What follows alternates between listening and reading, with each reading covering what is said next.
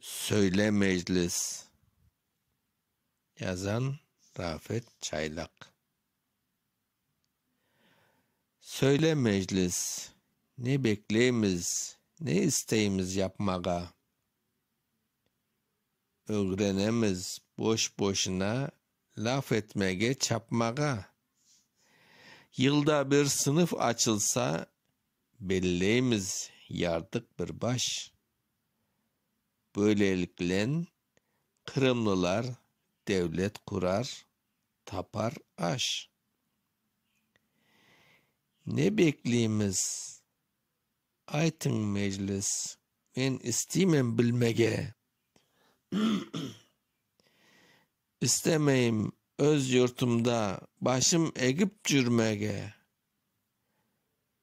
Anlayacak olsan anla sen. Bitti beklev vakti.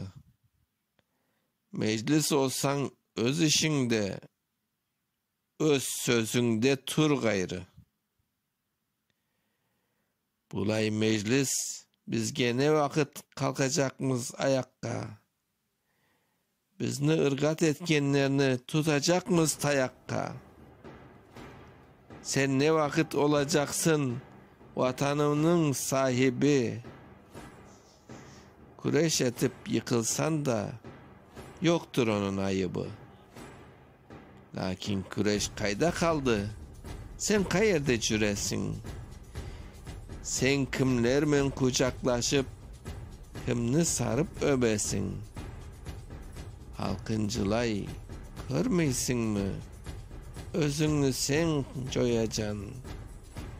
Sen vatansız, ana dilsiz, ırgat olup kalacan. Halk boldurdu. Sen ne vakit halka yardım yapacan? Ne vakit sen Kırımlar için baht kapısını açacan?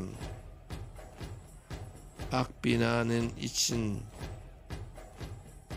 sahibi sen ne vakit olacan?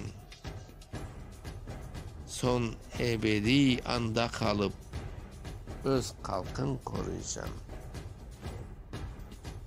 1998 okuyan Mustafa